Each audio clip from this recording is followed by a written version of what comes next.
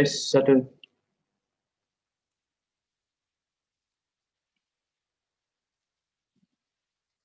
Tes.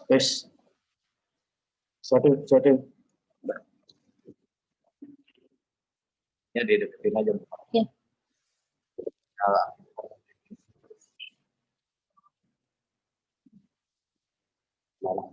Oh iya, tes.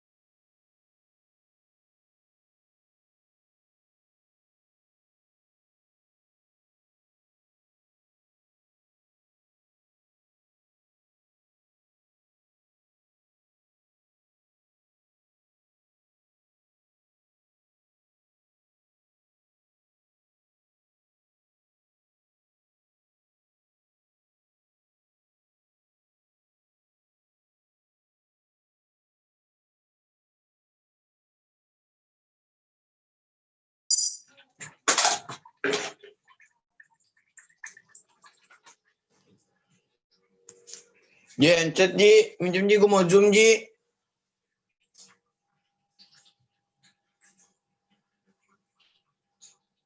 Bu, kaki yang mana Bu? Apaan? Kaki. Panjang apa pendek? Yang udah, ya, yang mana? Jangan yang panjangnya tuh di tempat ayam tuh dekat tembak. Yang pendek mana? Di tempat ayam juga. Yang panjang. Ya.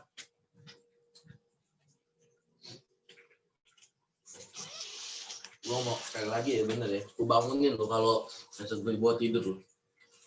Udah ngantuk tidur lo. Apa lu nyala lo. Kalau meledak gitu lo.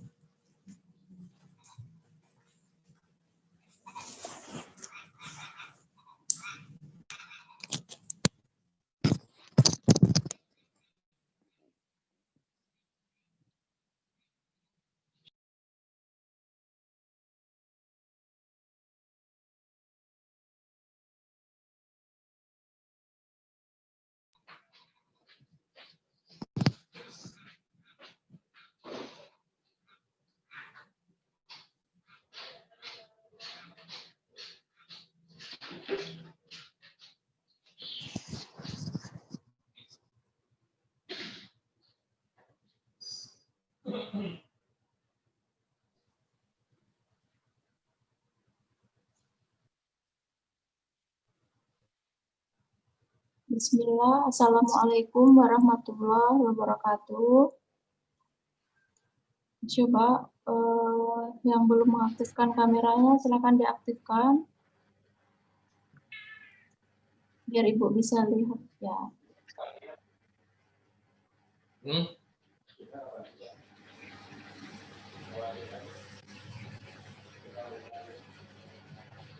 Yang lain silakan diarahkan ke wajahnya ya seperti Ibu Arisa, Fajar, Dawa. Silakan diaktifkan.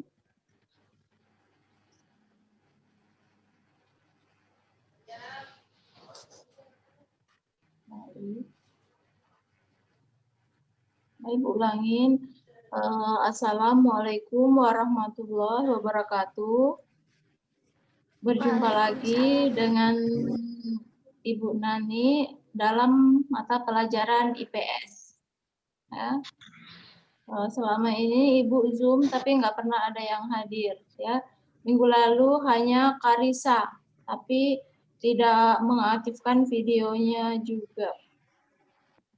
Ya, silahkan Karisa sama Muhammad Dawam mengaktifkan video kamera. Ya, alhamdulillah pagi hari ini kita diberi kesempatan untuk bertemu via Zoom ya, untuk belajar mata pelajaran IPS.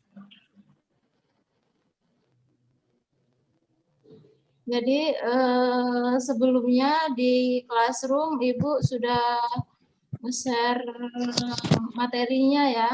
Ada yang masih ingat materi IPS apa? Tentang apa? Coba Melani kameranya di ini sedikit biar kelihatan cantiknya.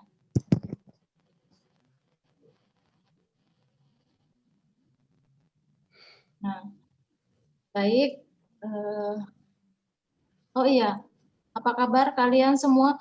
Ini siswanya 31, yang hadir baru 6 orang ya. Baiklah, kita sambil menunggu ya.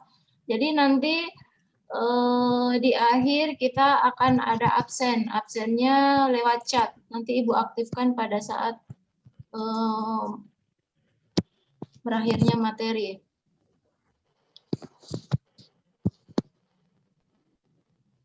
Baik, langsung saja ya. Tema kita hari ini, materi kita pada bab 2 ini adalah perubahan sosial. Nah, ada yang masih ingat apa itu perubahan sosial? Sebelum-sebelumnya sudah dibahas. tentang perubahan sosial ya pada pertemuan-pertemuan sebelumnya. Perubahan yang terjadi di masyarakat yang mengenai nilai dan norma. Ya. Silakan ini lagi. Nah, untuk hari ini materi kita, tema kita adalah faktor dampak daripada perubahan sosial. Ya, silakan diperhatikan slide-nya. Walaupun menggunakan slide, tetap harus mengaktifkan video kameranya ya. Harus tetap mengaktifkan. Ya, Bu.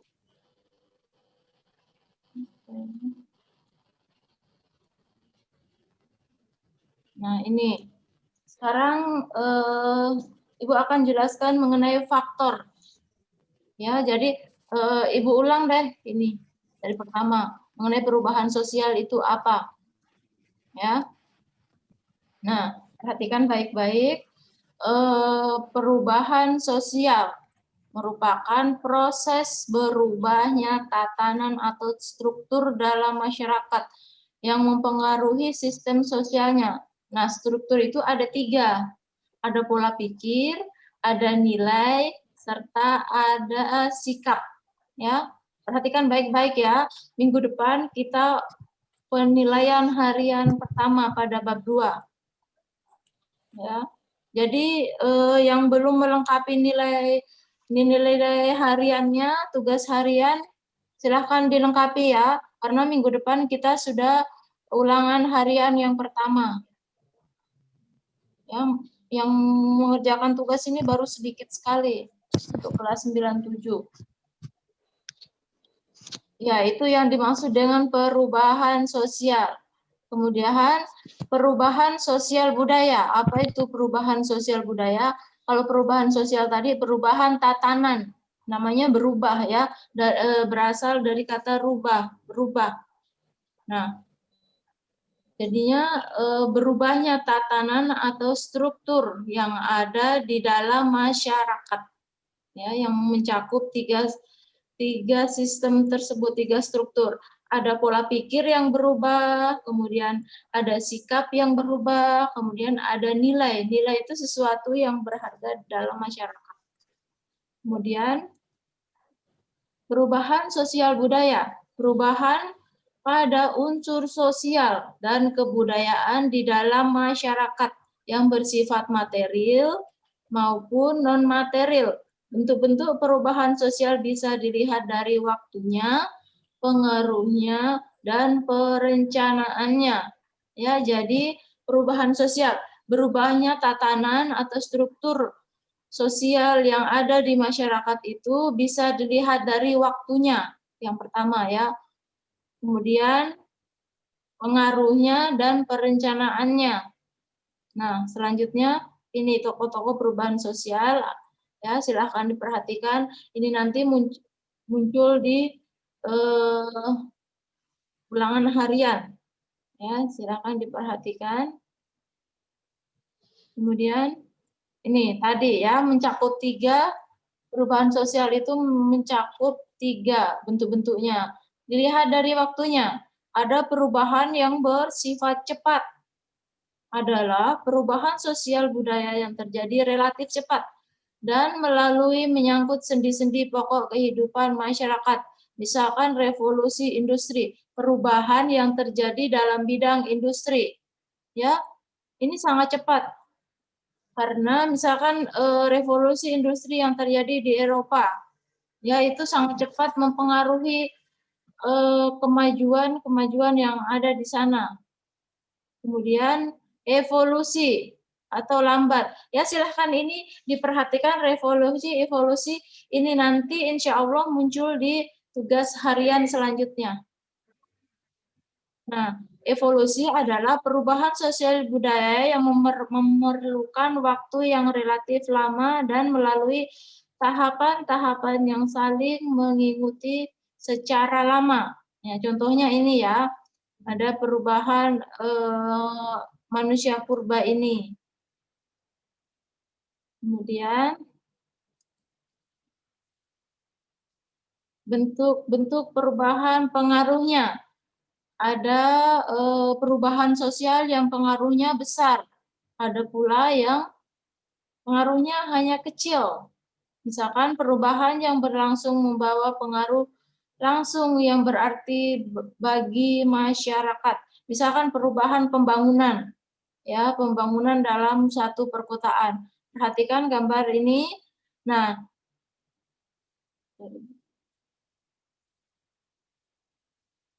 perubahan ini ya, ini sebelum ada pembangunan. Nah, setelah ada pembangunan, makin maju, ya, perubahannya misalkan tatanan kota makin rapi, kemudian dibangunnya gedung-gedung ini dapat menyerap misalkan tenaga pekerja yang banyak, ya, perubahannya, kemudian keadaan kota makin maju. Itu pengaruhnya sangat besar. Ya, kalau misalkan perubahan yang kecil, perubahan yang terjadi tetapi tidak membawa pengaruh yang berarti bagi masyarakat. Misalkan fashion, ya, fashion itu setiap saat pasti berubah, ya, setiap waktu berubah, dari zaman ke zaman itu berubah, tetapi pengaruhnya tidak terlalu besar, ya, tidak membawa dampak yang besar, karena ini hanya berpengaruh pada orang-orang yang memang suka fashion, ya, beda dengan perubahan besar ini. Mau tidak mau semua orang terkena dampaknya. Kemudian dari perencanaannya, ada yang direncanakan dan ada yang tidak direncanakan. Ya, perubahan yang direncanakan, perubahan yang memang disingkirkan dan dikehendaki oleh masyarakat atau pihak yang menginginkan perubahan. Contohnya industrialisasi. Nah, ini perubahan industri. Misalkan berubahnya lahan pertanian diubah menjadi lahan perindustrian. Itu perubahan yang direncanakan. Kemudian perubahan yang tidak direncanakan adalah perubahan yang terjadi di luar kehendak masyarakat. Contohnya pengangguran, contohnya bencana alam. Contohnya seperti pandemi saat ini, ya, ini tidak direncanakan dan membawa dampak yang sangat luar biasa. Salah satunya dampak dari pandemi ini adalah proses belajar mengajar harus jarak jauh. Ketika kita keluar harus menggunakan masker.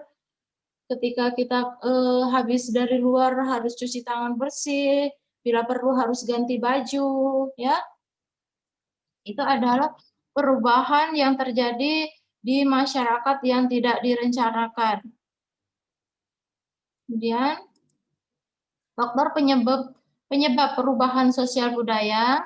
Nah, yang pertama bertambah dan berkurangnya penduduk. Ya, faktor penyebabnya. Jumlah penduduk di setiap wilayah atau provinsi maupun pulau juga berbeda-beda, dengan angka pertumbuhan yang berbeda pula. Jumlah penduduk yang besar di Indonesia menjadi permasalahan serius, terutama di daerah perkotaan. Ya, seperti yang kita ketahui bahwa penduduk perkotaan itu sangat padat, berbeda dengan di daerah misalkan pedesaan. Nah, semakin besar jumlah penduduk, semakin banyak permasalahan yang dihadapi oleh suatu masyarakat. Sebagai contoh, jumlah penduduk suatu kota mengalami peningkatan yang besar karena adanya urbanisasi. Nah, pertambahan ini mempengaruhi jumlah lahan yang ditempati serta berbagai sarana dan prasarana yang dibutuhkan. Maka terjadilah banyak perubahan sosial di kota tersebut. Ya, nah ini faktor penyebab yang pertama, bertambah dan berkurangnya penduduk. Ya, dengan misalkan di perkotaan ini tadi contohnya, dengan bertambahnya penduduk, dengan semakin padatnya jumlah penduduk, ini dapat merubah Salah satunya misalkan lahan yang awalnya dulu lahan pertanian sekarang dijadikan tempat tinggal atau dijadikan sebagai lahan industri, sebagai tempat usaha, ya karena padatnya penduduk. Kemudian selanjutnya penemuan baru. Penemuan baru memang banyak membawa perubahan sosial budaya di dalam masyarakat, ya. Kemudian faktor selanjutnya, adanya konflik. Faktor penyebabnya bisa bermacam-macam, seperti karena salah paham dan perbedaan pendapat. Pertentangan atau konflik dapat terjadi antar individu dan individu, antar kelompok dan kelompok, atau individu dengan kelompok, ya. Faktor perubahan sosial ini konflik. Konflik ini juga bisa perubahan sosial menjadi faktor, ya. Konflik menjadi faktor terjadinya perubahan sosial. Ya, karena misalkan salah paham, ya, perbedaan pendapat, pertentangan. Nah, misalkan salah paham atau misalkan perbedaan pendapat, ya, misalkan dalam pemilihan wakil presiden, ya, yang si A mendukung calon nomor 1, si B mendukung calon nomor 2, terjadilah perbedaan pendapat, ya. Yang awalnya akrab, misalkan dua orang, si A sama si B ini awalnya berteman akrab, karena misalkan berbeda pendapat, sehingga bisa mengubah, merenggangkan pertemanan tersebut, sehingga tatanannya berubah menjadi tidak akrab, ya, jadi berubah dalam bermasyarakatnya, dalam berteman, dalam bergaul, karena adanya perbedaan pendapat tersebut. Kemudian terjadinya pemberontakan atau revolusi. Revolusi atau pemberontakan dapat menyebabkan terjadinya perubahan sosial budaya, ya. Misalkan ada pemberontakan, ya, penjajahan, itu menyebabkan terjadinya perubahan sosial budaya. Kemudian perubahan lingkungan alam. Nah, Ibu jelaskan dulu terjadinya pemberontakan atau revolusi, ya. Revolusi atau pemberontakan dapat menyebabkan terjadinya perubahan sosial budaya. Ya, kalau zaman dulu misalkan penjajahan. Kalau sekarang penjajahan sekarang itu disadari atau tidak, ya, yang terjadi itu adalah gadget, ya. Itu adalah contoh kecil penjajahan, ya. Bukan penjajahan, maksudnya penjajahan ini ada dampak positif, ada dampak negatif, ya, kalau gadget. Nah, mengapa Ibu katakan gadget merupakan bisa dikatakan pemberontakan, ya? Ini dalam arti tanda kutip, ya. Ada yang bersifat positif, positifnya ya seperti saat sekarang ini bisa menjadi fasilitas kita, bisa kalau misalkan mencari informasi, pengetahuan. Tapi negatifnya banyak, ya. Misalkan kita lupa waktu saat kita berkumpul dengan teman-teman, kita lebih asik dengan gadget kita, dengan handphone kita. Kemudian waktu berkumpul dengan keluarga semakin berkurang. Itu perubahan-perubahan sosial yang terjadi, ya, di lingkungan kita karena adanya ini tadi revolusi, pemberontakan atau perubahan, ya.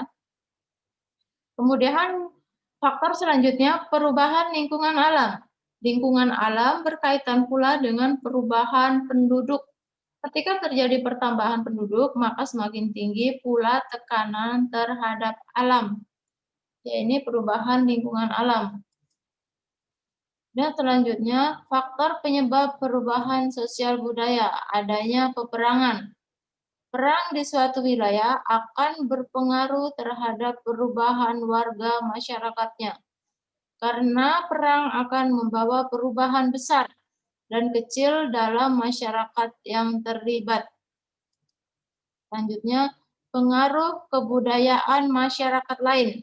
Ya, kebudayaan dalam masyarakat mempunyai kecenderungan untuk saling mempengaruhi yang menyebabkan terjadinya perubahan sosial budaya pada masyarakat lain. Yang dimaksud dengan pengaruh kebudayaan masyarakat lain, misalkan contohnya ya, contoh yang paling konkret ini adalah westernisasi atau gaya kebarat-baratan. Ya, itu misalkan awalnya misalkan Alia Malika yang awalnya biasa-biasa gayanya ya ke sekolah. Setelah misalkan mengetahui tren yang sekarang lagi booming ya, misalkan Korea gitu. Dia mengikuti gaya Korea, misalkan menggunakan apa? Kalau Korea, kacamatanya yang bulat itu ya, yang ini. Yang suka ditiru, kemudian gaya busananya. Nah, itu pengaruh kebudayaan masyarakat lain membawa dampak perubahan sosial di masyarakat. Kemudian misalkan apa-apa sedikit, gimana sih tangannya kalau Korea begini ya, itu ya lambangnya. Dan apalagi gaya dari luar atau ini yang suka ditiru-tiru, ya. Nah itu yang dimaksud faktor penyebab perubahan sosial, pengaruh kebudayaan dari masyarakat lain atau dari negara luar. Selanjutnya, faktor penghambat. Nah, kalau tadi itu faktor pendorong ya, perubahan sosial yang mendorong. Sekarang yang menghambat. Nah, mengapa perubahan sosial ini sulit terjadi di masyarakat? Karena ada masyarakat yang terkadang tidak menerima perubahan sosial ini. Nah, yang pertama, faktor penghambatnya adalah kehidupan masyarakat yang terasing. Yang dimaksud terasing adalah yang jauh dari keramaian. Kehidupan masyarakat terasing atau terisolasi menyebabkan masyarakatnya tidak mengetahui perkembangan yang terjadi pada masyarakat lain, sehingga mereka sulit berkembang dan memperkarya budayanya. Akibatnya perubahan sosial budaya dalam masyarakat tersebut menjadi sulit terjadi. Nah, suku terasing ini suku yang terisolasi, suku yang jauh dari keramaian, yang sulit terjangkau, daerahnya sulit terjangkau dengan daerah lain. Itu yang dimaksud dengan masyarakat terasing atau masyarakat terisolasi. Mereka ini biasanya sulit menerima, ya, dia masih kolot, masih tetap mempertahankan adat istiadat atau tradisinya tradisi setempat. Ya. Kemudian perkembangan ilmu pengetahuan yang terlambat. Nah, berkembangnya ilmu pengetahuan juga dapat dilihat dari maju tidaknya pendidikan dalam masyarakat itu. Ada juga daerah yang memang terisolir, terasing, terpencil, dan jauh dari masyarakat lain, sehingga sulit mendapatkan ilmu pengetahuan. Nah, itu tadi ya faktor penghambatnya.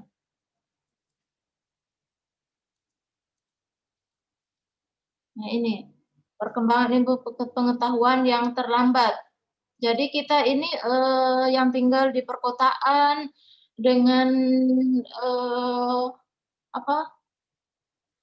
sarana prasarana yang tersedia ya, yang mumpuni, yang bagus, kita sangat bersyukur ya, karena bisa mendapatkan informasi dengan cepat, kita bisa melangsungkan pelajaran dengan cepat karena internet pun sangat mendukung ya kalau di daerah perkotaan. Berbeda dengan perkembangan yang ada di misalkan di desa atau daerah-daerah terisolir atau yang jauh dari sarana prasarana misalkan jaringan internet ya. Nah, ini tadi yang dijelaskan, perkembangan ilmu pengetahuan juga dapat dilihat dari maju tidaknya pendidikan dalam masyarakat itu. Ya, kalau di kota kan masyarakatnya udah sangat maju pendidikannya ya, sehingga dia masyarakat perkotaan itu mudah ya, mudah beradaptasi, mudah berubah ya, mudah menerima perubahan yang ke arah positif ya tentunya. Berbeda dengan misalkan masyarakat yang terisolir atau yang di kampung-kampung atau di pedesaan yang pendidikannya, ilmu pengetahuannya masih kurang. Mereka was-was, takut nanti kalau berubah nanti akan ada hal-hal buruk atau apa ya. Mereka masih percaya dengan hal-hal seperti itu. Berbeda dengan kita yang masyarakat perkotaan yang ilmu pengetahuannya sudah tinggi. Kemudian faktor penghambat selanjutnya, sikap masyarakat yang tradisional. Nah, ini suatu masyarakat yang memelihara, menjaga, mempertahankan tradisi, adat istiadat, sistem nilai, sistem norma, dan bahkan sistem kebudayaan diwariskan oleh generasi pendahulunya. Nah, ini ya, sikap masyarakat tradisional tersebut, ini salah satu faktor penghambat yang sangat besar ya. Dilihat dari letaknya, dilihat dari letak pemukimannya, masyarakat tradisional umumnya terdapat di pedesaan.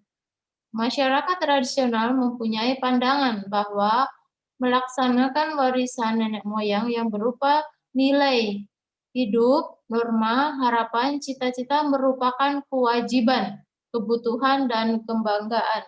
Nah, biasanya perubahan sosial ini kan bertentangan dengan norma-norma misalkan atau adat istiadat yang ada di kampung sehingga mereka tidak mau menerima perubahan tersebut ya. Sikap masyarakat yang tradisional ini dia masih tetap mempertahankan warisan budaya, warisan nenek moyangnya ya. Misalkan ada di daerah Sulawesi itu ya yang masih sangat tradisional karena ibu dari Sulawesi ya, jadi Ibu tahu di sana tuh ada satu daerah yang masih sangat terisolir. Mereka tidak mau menerima perubahan. Jadi mereka tidak mau menerima adanya listrik masuk.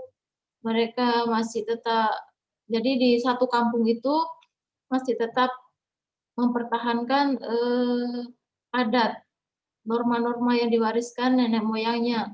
Nenek moyang dulu mewariskan bahwa harus dalam satu kampung itu harus selalu memakai baju hitam sampai sekarang ya. Semua warganya bajunya warna hitam. Bahkan ketika kita mau masuk daerah tersebut harus tetap menggunakan pakaian warna hitam. Mereka tidak mau menerima adanya listrik. Dia masih menggunakan bahan menggunakan pelita atau lilin begitu. Ya. Mereka sama sekali tidak mau menerima adanya perubahan sosial. Kemudian faktor penghambat selanjutnya ada prasangka terhadap hal-hal baru atau asing. Nah, perasaan dan prasangka menimbulkan sikap yang acuh, yang tidak peduli, bahkan antipati ini ya, bukan antipasti, terhadap sesuatu yang baru dari luar masyarakat. Ada sesuatu yang berasal dari luar itu bermanfaat bagi masyarakat, tidak merusak alam dan kehidupan mereka. Nah, ini yang Ibu tadi ya contohkan. Mereka tidak mau karena dia selalu berprasangka buruk, ya, tidak peduli. Jadinya ini adat istiadat. Nah, merupakan pola perilaku bagi masyarakat yang dilakukan berulang-ulang untuk memenuhi kebutuhan pokok adat istiadat sebagai bagian dari kehidupan masyarakat. Ya, saya yakin setiap suku karena di Indonesia ini kita sangat beragam ya beragam suku. Setiap suku itu mempunyai adat istiadat yang berbeda-beda. Nah, ini ada masyarakat atau suku tertentu yang masih sangat menjaga ya adat istiadatnya sehingga ia tidak mau menerima perubahan. Ini biasanya terjadi di daerah perkampungan, perdesaan ya. Kalau di kota susah ditemukan. Nah, selanjutnya udah habis. Nah, itu tadi ya, materi yang terakhir itu penghambat faktor pendorong, penyebab ya, pendorong dan penghambat perubahan sosial ya. Sampai di sini sudah mengerti ya mengenai perubahan sosial. Jadi perubahan sosial itu berasal dari kata berubah ya. Yang namanya berubah ya berarti ada yang bergeser. Ya, misalkan awalnya dari sini ke sini, ada yang berubah. Contoh yang konkret pada saat ini berubahnya karena ada pandemi COVID ini banyak sekali. Ya, misalkan sekolah harus dari rumah, kita belajar harus dari Zoom ya, melalui via Zoom, terus pakai classroom. Itu adalah contoh perubahan sosial yang terjadi di masyarakat. Nah, kalau ditanya itu perubahan yang masuk dalam direncanakan atau tidak. Nah, itu bisa perencanaannya bisa dilihat dari perencanaannya itu masuk perubahan sosial yang tidak direncanakan. Ya. Kemudian perubahan yang ini lagi ketika keluar kita harus menggunakan masker, ya. Itu perubahan sosial yang terjadi di masyarakat kita saat ini. Kalau dari luar harus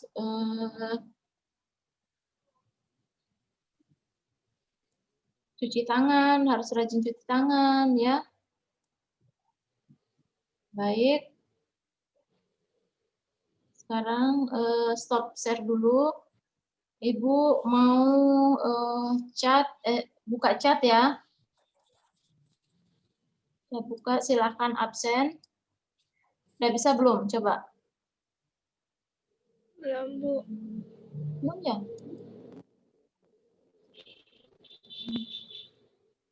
Coba silakan.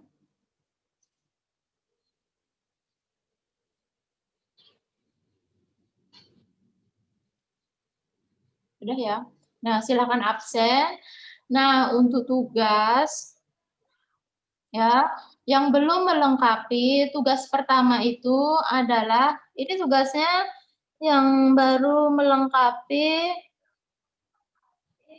baru Karisa sama Dawang. Kemudian siapa lagi nanti Ibu cek lagi ya. Nah, bagi yang merasa belum melengkapi tugas, silahkan dilengkapi. Ya, karena nanti pas akhir, pas mau semester, Ibu tidak bisa memberikan kesempatan lagi. Ya, jadi ini sebelum terlambat ya, silahkan dilengkapi tugasnya. Tugas pertama itu ada katekis silang. Itu katekis silang. Ibu sudah di situ ada kosakata, itu adalah jawaban, ya.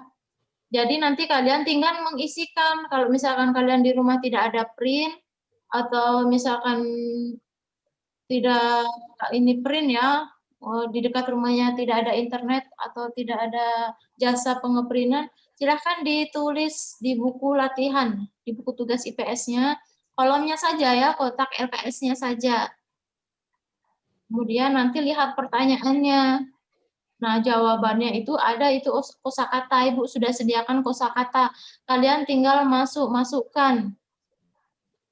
Ya, tinggal dimasukkan. Itu sudah disediakan jawaban. Kalian tinggal mencocokkan. Ya, semua. Mana yang lain ini kenapa enggak aktif kameranya?